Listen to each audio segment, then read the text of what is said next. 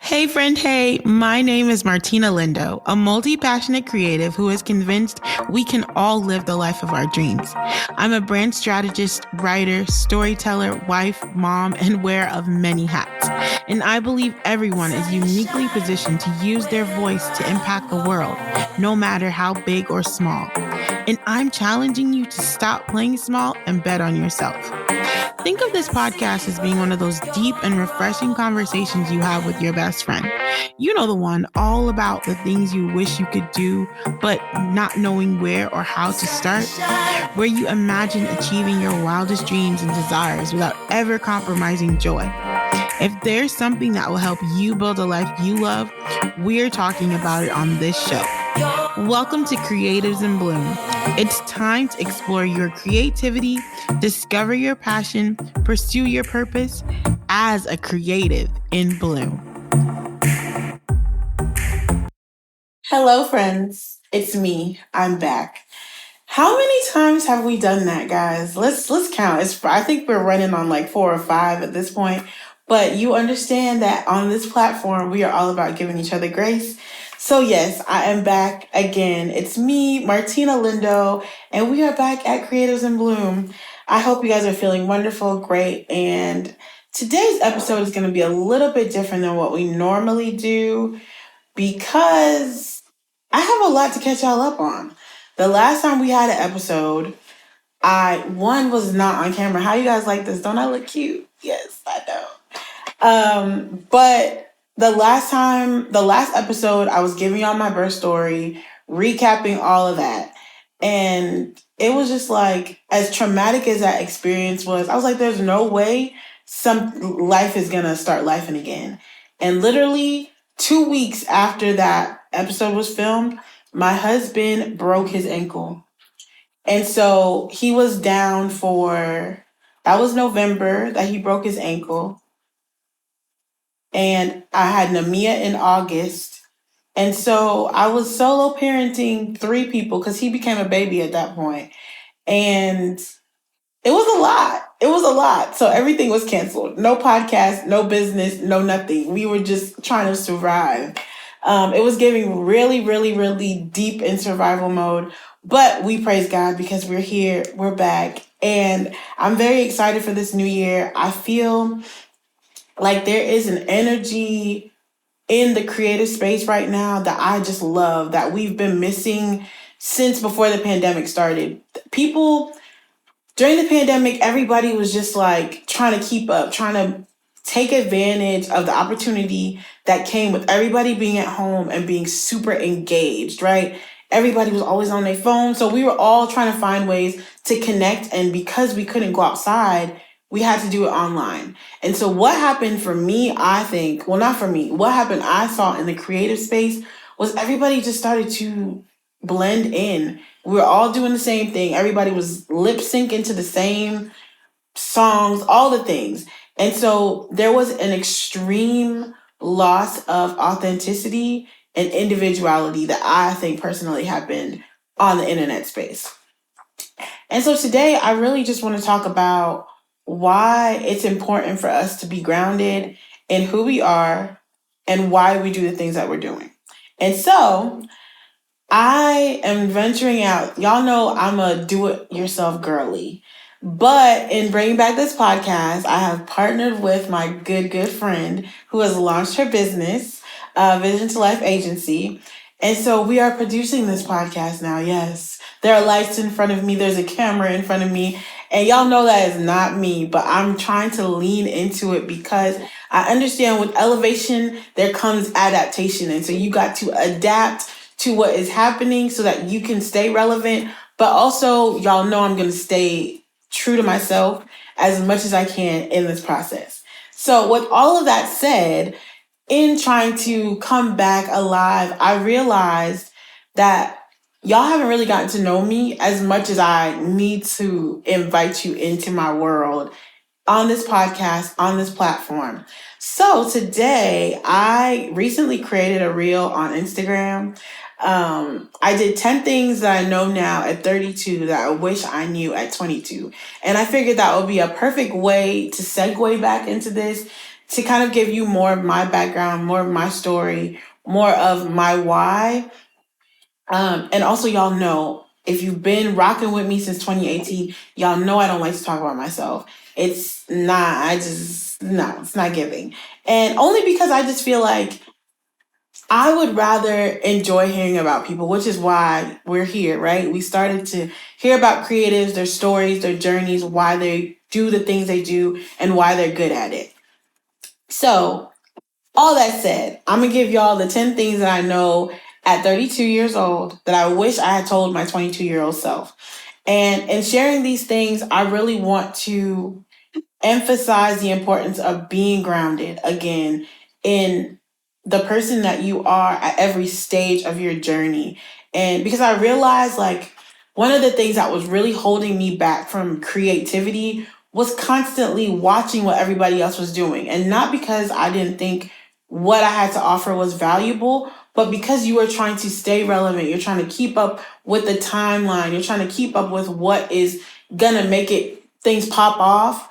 You lose that sense of individuality and authenticity that comes with the newness of starting something, that I think a lot of creators lose in parts of their journey. And it happens for a various amount of reasons. So here's number one: you're going to change, and that's okay.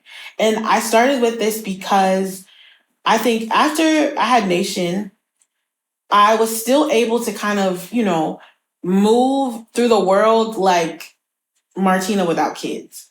But then when I had Namia, I was now a mother of two. And I was still trying to move like Martina without kids. And so there was this constant resistance that I was dealing with because I was trying to keep up with how I was always used to moving. And I couldn't do that anymore because I got two other people to take care of, two other schedules to contend with, two other people's needs that I had to prioritize over my own because they can't take care of themselves, right? And so I was constantly battling with myself about trying to show up as a person that didn't have kids. And that's not to say I wasn't taking care of them, but mentally, I was still trying to hustle, grind, make moves in a way that now was at odds with the life that I now had.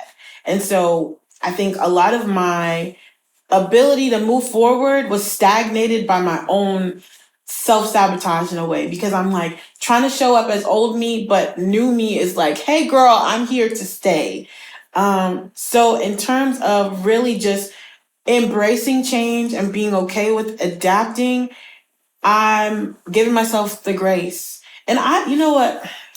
I don't like to be that person that's always annoyed with things, but I just got tired of always hearing everybody say, give yourself grace, give yourself grace. Because it felt like a cop out to just not doing what you're supposed to do. It felt like a reason, oh, well, because I'm going through this, I can't. No, it's still possible. You just have to be dedicated and grounded and resolved to show up, right? And I know everybody has their own things that hold them back. We all got to work through our own demons, as they call it. But if we allow ourselves to really be reflective, which is what I did in this process, it will allow you to just move all of those mental obstacles out of the way so that you can show up, so that you can overcome and do the things that you want to do in this new season of life as the new person that you're going to show up as. I think that makes sense, so I'm going to move on. Number two is develop discipline. Growing up, I was a pastor's kid. And I realize now I really don't talk about this as much as I should, because it was a really big part of, one, the formation of my identity, and two, the way that I operate as a person. Because when you are a pastor's kid, if you know, like, you get thrown into leadership roles at 2 years old.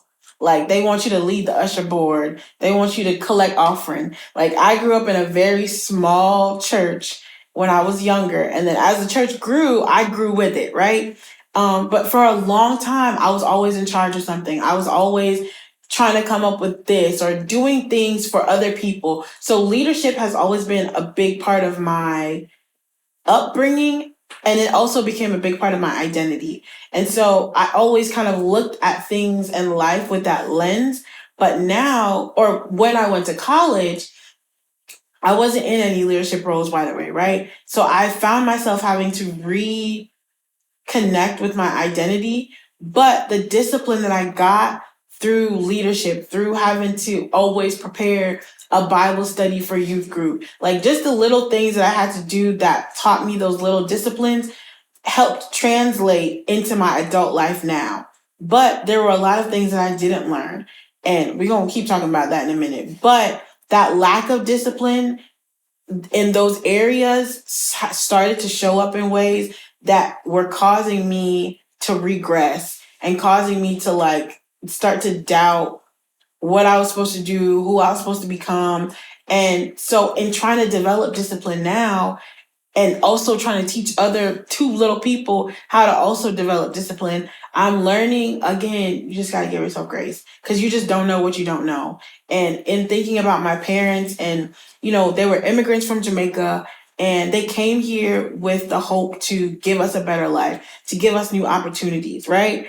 And there were just a lot of things that they didn't know.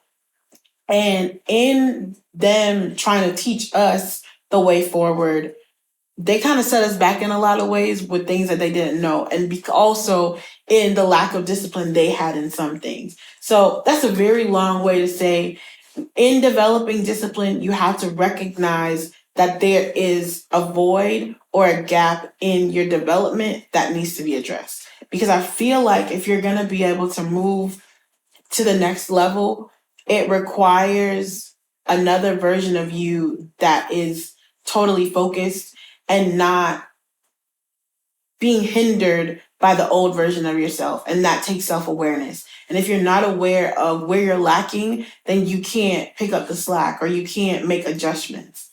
So yes, that's developing discipline and just holding myself accountable to things that I say I'm going to do. Like something as simple as that, like just showing up. And that's part of why I'm sitting here right now, is trying to hold myself accountable, trying to ease myself into creativity in a way that is not at odds with my lifestyle. And again, going back to the first point, is you got to adapt or you going to break. Simple as that. Number 3, time is your most valuable asset. I have wasted a lot of time, and I know a lot of y'all waste a lot of time. And when you think about it, if you think about how much time you spend scrolling on your phone on a day-to-day basis, like you could be doing so many more. And obviously, you need time to rest. That's the bonus one, but we'll get to that. Um, we have to value our time because you can make back money, you can re-engage with other things, but you cannot get back time. Simple. And so now I'm really trying to just be diligent and steward it in a way that is going to allow me to push forward and not to constantly be like scrambling all the time or feeling like, oh my God, what did I get done today? And it's just about managing yourself, disciplining your mind to just focus on what needs to be done. Number 4, this is my favorite one. Save your money. Save it. Stop spending it on all them things. Let me tell y'all something. In 2022 or 21, we did our taxes and we had to add up. Like that was the first year I was actually going to like put my business on my tax return. So, you got to go through all of the bank statements and highlight all the different categories, whatever. Y'all, when I added it up, we spent $1,500 on Chick-fil-A. $1,500. And I'm just like, wow, what could I have done with that money?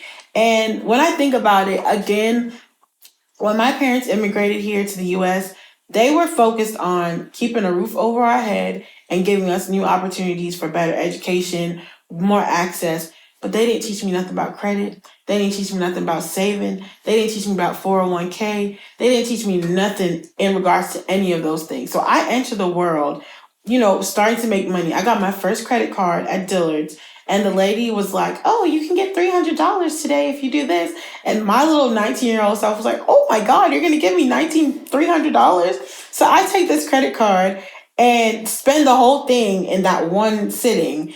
And then they send me a statement like, oh, pay $25. I was like, oh, I'll do that later. later never came. And it's because I just didn't have any understanding of what that meant. And so, foundationally, again, it's just like the things that we need in our life, we don't always get them. But as you grow and you learn, it's on you now to course correct. Because I can't say it's on my parents that I've squandered money at 30 years old, right? That's on me. So I'm learning now to be a better steward of money. And last year in particular, I made a lot of money and I didn't realize how much money I made till I did my taxes, but I don't have anything to show for it because I didn't know how to manage it. And so that's something that I'm learning, and I'll take my L, but moving into this year, we're going to do better. Number 5. This one's going to hurt some people's feelings, and I'm okay with that.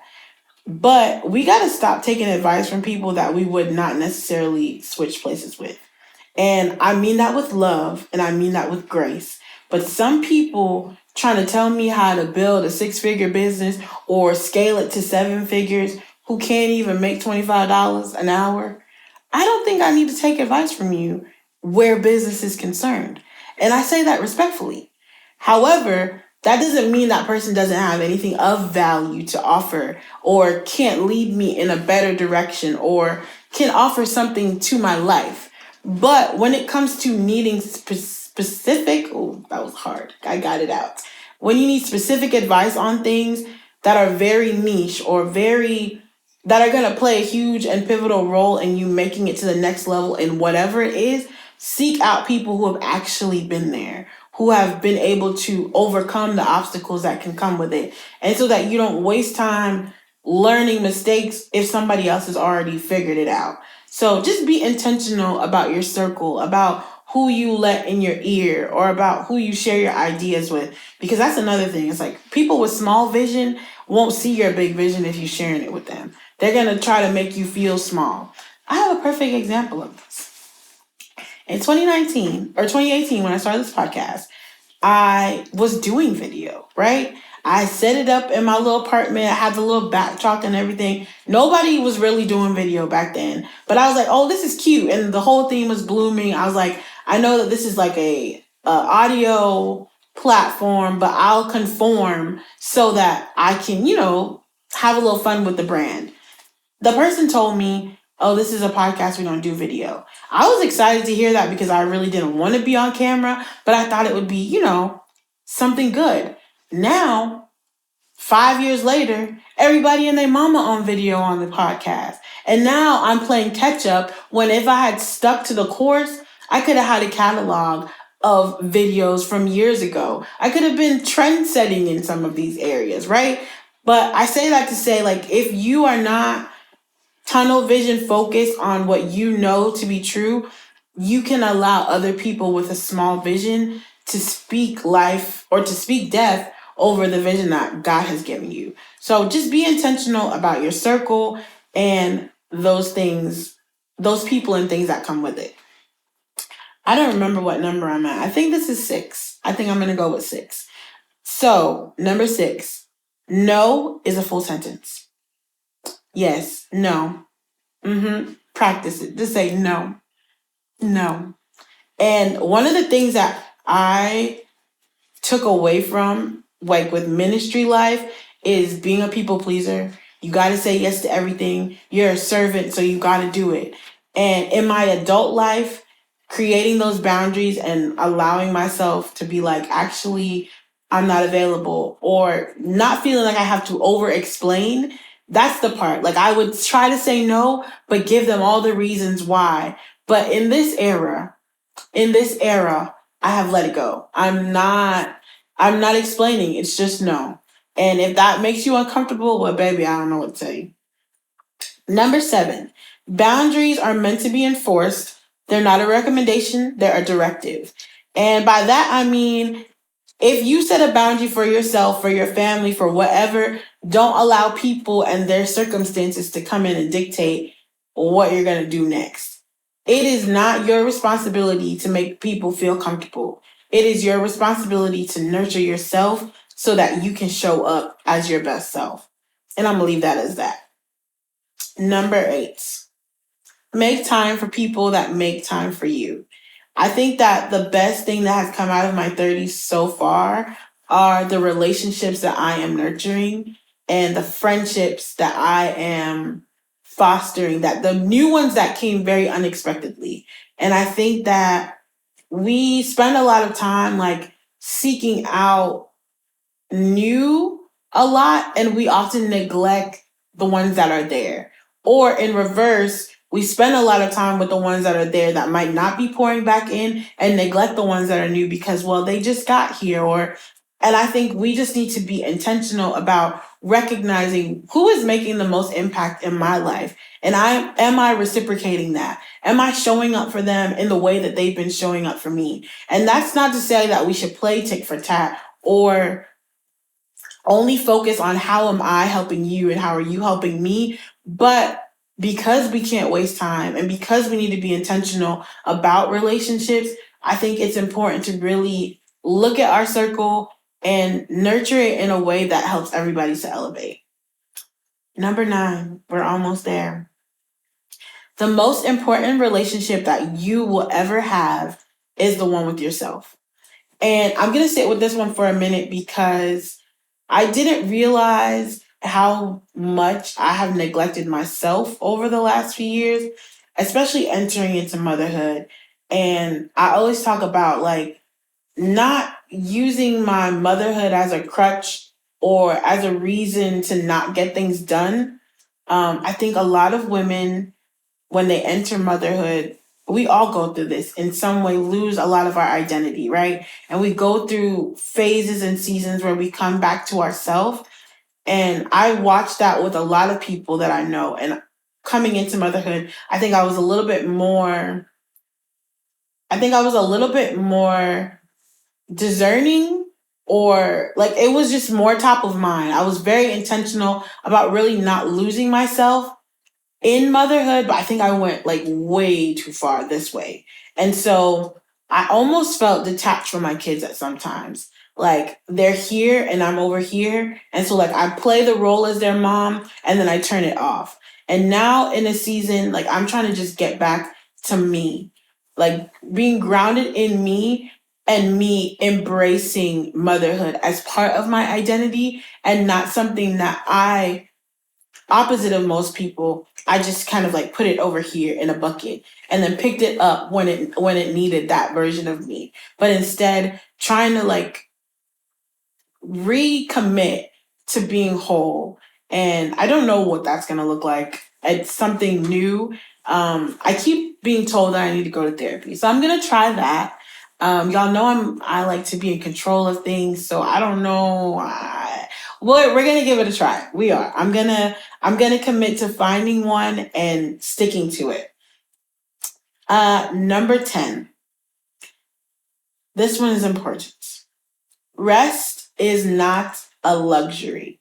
And I want to end on this one specifically because, especially for creatives and content creators, we get very caught up in the hustle and the grind and the excitement of doing new things and creating and producing. But oftentimes that means, especially if you have other responsibilities, like when you have things stacked up, it's easy to let rest fall by the wayside.